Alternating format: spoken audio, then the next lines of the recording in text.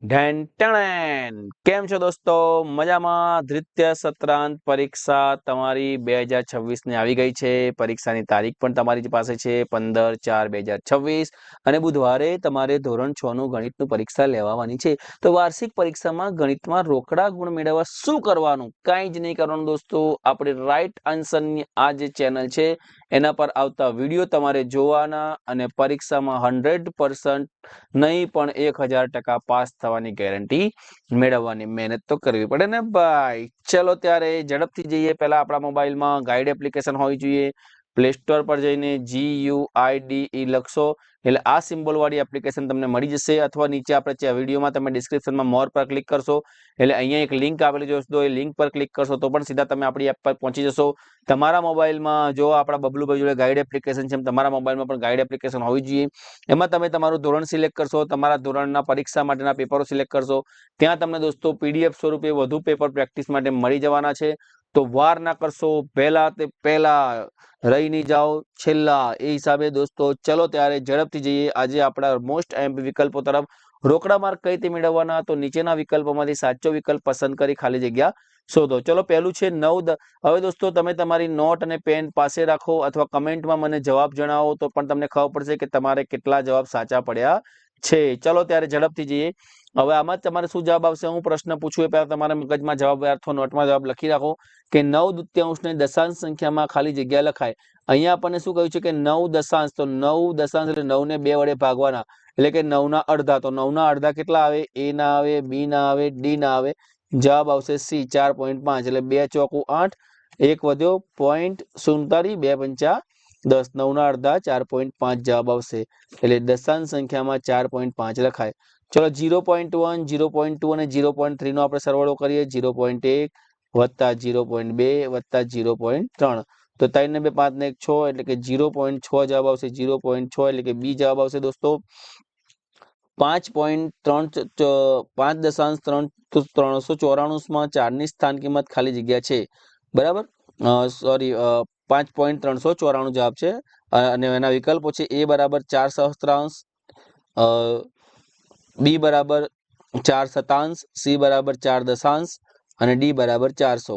એમાં 4 ની સ્થાન કિંમત આપણને કહી છે કે 4 ની સ્થાન કિંમત પહેલા તો આપણે 4 લખી દેવાની. પછી દોસ્તો પોઈન્ટ પછી 3 આંકડા છે, તો પોઈન્ટ પછી 3 આંકડા હોય તો 3 મીંડા કરવાના. પણ હવે અહીંયા આપણે 3 મીંડા પાછળ નથી કરવાના, 3 મીંડા આપણે નીચે કરવાના છે કારણ કે પોઈન્ટ છે. એટલે 4 સહસ્ત્રાંશ એટલે એ જવાબ આવશે 4/1000. ચલો ત્યારે જોઈએ આગળ વિકલ્પ દોસ્તો. આગળના વિકલ્પમાં શું કરવાનું છે? તો 3 લિટર 5 મિલીને દોસ્તો આપણે દશાંશ સ્વરૂપમાં દર્શાવવાનું છે. ચલો 3 લિટર 5 મિલીને દશાંશ સ્વરૂપમાં કઈ રીતે દર્શાવાય? તો 3 લિટર છે અને 5 મિલીને લીટર લખાય કઈ રીતે? તો 5 મિલી આપણે લીટર પહેલા મિલી લીટરમાં ફેરવીએ તો જવાબ આવશે દોસ્તો આપણે 1000 મિલી થાય, બરાબર. તો 3.005 એટલે કે B જવાબ આવશે. અહીંયા 4.05 કિલોગ્રામ એટલે કેટલા થાય? કેટલા ગ્રામ થાય? તો 4 એટલે 4000 ગ્રામ થયા અને પાછળ 5 એટલે કે આનો જવાબ આવશે B આવશે 4050 ગ્રામ. 6.07 અને 6. હવે જો અહીંયા પણ આપણે મીંડું કરી દઈએ તો પોઈન્ટ પછી મીંડાની કોઈ કિંમત રહેતી નથી દોસ્તો, એટલે શૂન્યની કોઈ કિંમત નથી. તો આ બંને સરખા છે એટલે જવાબ આવશે બરાબર, એટલે કે C જવાબ આવશે. ચલો આગળ જોઈએ દોસ્તો. એક ચોરસની પરિમિતિ 64 સેમી છે. હવે આપણે શું છે? આ ચોરસ છે, પરિમિતિ એટલે ચારે બાજુનો સરવાળો. તો તે ચોરસની બાજુની લંબાઈ ખાલી જગ્યા થાય. હવે આપણને 64 આપી છે. ચોરસને કેટલા બાજુ હોય? 4 બાજુ હોય. તો 64 ના આપણે 4 વડે ભાગી નાખીએ તો 4 એકા 4, 24, 6 ચોક 24, તો તેની બાજુની લંબાઈ 16 સેન્ટીમીટર થાય. જવાબ આવશે C. એક ચોરસની બાજુની લંબાઈ 10 સેમી છે, બરાબર. તો તેનું ક્ષેત્રફળ ખાલી જગ્યા. હવે અહીંયા એક ચોરસ છે, એની એક બાજુની 10 છે. હવે આપણને ક્ષેત્રફળ પૂછ્યું છે, તો ક્ષેત્રફળમાં આપણને ખબર છે લંબાઈ ગુણ્યા લંબાઈ, તો 10 ગુણ્યા 10, તો 10 ગુણ્યા 10 કેટલા થાય? દાએ દાએ 100 ચોરસ સેમી થાય. એક નિયમિત ષટકોણની પરિમિતિ 48 સેમી છે. અહીંયા આપણને જે 6 બાજુવાળી આકૃતિ છે એને 48 સેમી આપેલી છે. એક બાજુની લંબાઈ કઈ છે? તો આને 6 વડે ભાગી નાખો. આને 6 વડે ભાગીએ તો જવાબ શું આવે? આપણને ખબર છે 8 છંગ 48, તો જવાબ આવશે 8 સેમી એટલે કે A. ચલો એક લંબચોરસની લંબાઈ 12 સેન્ટીમીટર અને પહોળાઈ 3 સેન્ટીમીટર છે. તો તેનું ક્ષેત્રફળ ખાલી જગ્યા ચોરસ સેન્ટીમીટર થાય. હવે જો લંબચોરસની લંબાઈ 12 છે ને પહોળાઈ 3 છે, બંનેનો ગુણાકાર કરીએ તો 12 તરી 36, ક્ષેત્રફળ કેટલું થયું?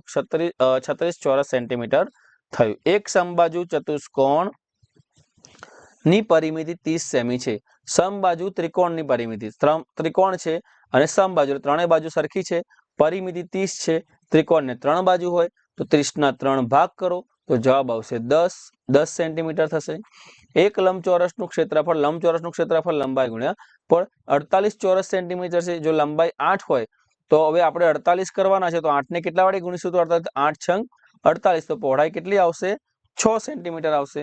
બરાબર. ચલો ત્યારે આ પણ આપણે પતી ગયું. હવે આગળ જઈએ દોસ્તો. આગળ શું છે? 2x + 10 માં ચલ. હવે આમાં કઈ આપણે શીખવાની જરૂર નથી. આમાં ચલ કયો છે? x. તો x ક્યાં છે? 2, 10 આવી રહ્યો દોસ્તો. જવાબ આવશે એ. x ના 3 ગણા તો 3x, 5 ઉમેરતા એટલે 5 ઉમેરો. ચલો આવું ક્યાં બન્યું? તો આવું બન્યું, c માં બન્યું. એક પેટીમાં 12 કેરી હોય તો n પેટીમાં ખાલી જગ્યા કેરી હોય. સૂત્ર બનાવવા માટે 12n, તો આઈ રહ્યું b. એકદમ ઈઝી છે દોસ્તો. આવું પૂછાય તો રોકડા માર્ક ક્યાંય જવાના નથી. મૂળાક્ષર z માટે મેજેસ્ટિક પેટર્ન બનાવવા માટે ખાલી જગ્યા દિવાસળી જોઈએ. 1, 2, 3. કેટલી દિવાસળી જોઈએ? 3. એક આડી મૂકો, એક આમ મૂકો અને એક આમ મૂકો એટલે 3 દિવાસળી, એટલે કે ડી જવાબ આવશે. મૂળાક્ષર ઈ માટે 1, 2, 3, 4, 5. કેટલી દિવાસળી જોઈએ? 1, 2, 3, 4 અને 5 દિવાસળી જોઈએ, એટલે કે એ જવાબ આવશે. 5 દિવાસળી જોઈએ. ચલો આગળ જોઈએ. 52 પૈસા અને 65 પૈસાનો ગુણોત્તર. ચલો 52 પૈસા અને 65 પૈસા. હવે 52 અને 65 બંને કયા ઘડિયામાં આવે? તો 13 ના ઘડિયામાં. 13 ચોક 52 અને 13 પંચા 65 એટલે 4/5. તો 4/5 ક્યાં છે? આ રહ્યું ડી જવાબ આવશે. 2 રૂપિયા અને 50 પૈસાનો ગુણોત્તર. પહેલા 2 રૂપિયા છે અને પાછળ પૈસા છે, તો આપણે આને પૈસામાં ફેરવી દઈએ તો 200 પૈસા થઈ જાય અને આ બાજુ 50 પૈસા થઈ જાય. હવે આપણે 50 બંનેને ભાગીએ તો 50 ને કરીએ તો 50 ચોક 200 થાય. બરાબર. તો આ બાજુ 4 આવ્યા અને આ બાજુ 1 આવ્યો, તો 4/1 ક્યાં ગયું? આવી રહ્યું. 3/6. અહીંયા જો 3 ના ડબલ થાય છે ચેમ, તો અહીંયા 7 ના ડબલ કેટલા થાય? 14. તો b બરાબર 14 પ્રમાણમાં છે. તો આ રીતે પણ આ એકદમ સહેલા દાખલા છે. ગુણોત્તરને ખાલી જગ્યા ન હોય. ગુણોત્તરને શું ના હોય? તો ગુણોત્તરને ક્યારે એકમ હોતો નથી. શું નથી હોતો? એકમ નથી હોતો. 3/4 અને ખાલી જગ્યા સમાન ગુણોત્તર છે. તો જો અહીંયા આપણે 3/4 અને ખાલી જગ્યા સમાન ગુણોત્તર આપણને કયો છે, તો શું આવશે? તો આપણે જો 3 અહીંયા 3 ને 3 વડે ગુણીએ તો 9 થાય. તો અહીંયા 3 વડે ગુણીએ તો કેટલા થાય? 12.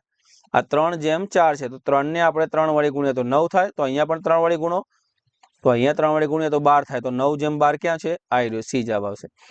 a/b, p/q હોય તો શું થાય? તો aq અને b/p. તો જવાબ આવશે સી. આ રીતનો જવાબ બનશે દોસ્તો. ખૂબ જ મજાના દાખલા હતા. પરીક્ષામાં પૂછાય તેવા 100% રોકડિયા માર્ક માટે વિડીયો જોતા રહો દોસ્તો. કમેન્ટમાં કેટલા ગુણના દાખલા તમારે સાચા પડે એ પણ જણાવતા રહો દોસ્તો. અને આખું પેપર પીડીએફ સ્વરૂપે જોવા માટે ગાઈડ એપ્લિકેશનની મુલાકાત લેતા રહો. ચલો ત્યારે સૌને જય હિન્દ, જય ભારત, ટાટા, બાય બાય, આવજો.